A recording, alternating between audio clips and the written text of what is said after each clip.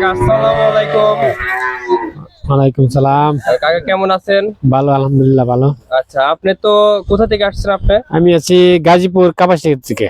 গাজীপুর কাপাসিয়া। জি। আচ্ছা আচ্ছা, আপনি তো এখান থেকে গরু নিলেন। হ্যাঁ, আপনার কাছে কেমন লাগতেছে গরু নিয়ে? না না, মোটামুটি ভালোই লাগছে, খারাপ আচ্ছা না। আচ্ছা, 17 টাকা দিয়ে নিছেন? হ্যাঁ, 70 পাই থেকে নিচ্ছি। আচ্ছা, কয়টা গরু নিলেন? গরু নিচ্ছি এগুলো 8টা।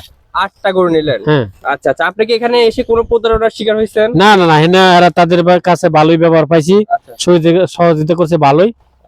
মানে কোনো সমস্যা হয়নি? না না, কোনো সমস্যা আচ্ছা হয়নি। আচ্ছা, আপনি কবে আসছেন এখানে? এখানে আসছি আপনার সোমবার আসছি। সোমবারে আসছেন। হ্যাঁ। আচ্ছা, 17 টাকা আপনি সবসময় দর্শকদের বলেন যে সরজমিনে আসেন, সরজমিনে আসেন। হ্যাঁ, হ্যাঁ। তো আপনার দর্শক সরজমিনে আসলে আপনার কাছে কেমন লাগতেছে?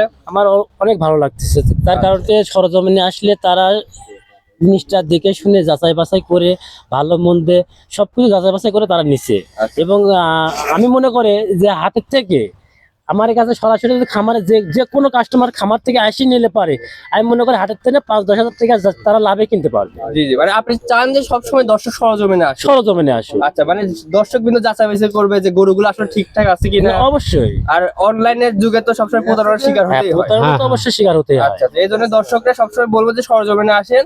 আর এরকম কোয়ালিটি ভালো জাতের গরু কিনতে আপনি অবশ্যই ছাত্রদের সাথে যোগাযোগ করতে পারেন। তাহলে আপনার তো স্ক্রিনের যে নাম্বারটা আপনারই। জি জি, এই নাম্বার আচ্ছা, আপনার সাথে ইমো হোয়াটসঅ্যাপে যোগাযোগ করে সবসময় পাবেন। আমার ইমো হোয়াটসঅ্যাপ দুটার সঙ্গে মানে যোগাযোগ করলে পাওয়া যাবে অলস টাইম। আচ্ছা আচ্ছা,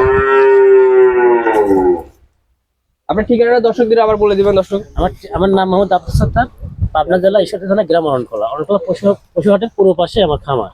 আচ্ছা আচ্ছা, মানে খামার আর হাটটা প্রায় পাশাপাশি? একবার পাশাপাশি। আচ্ছা আচ্ছা।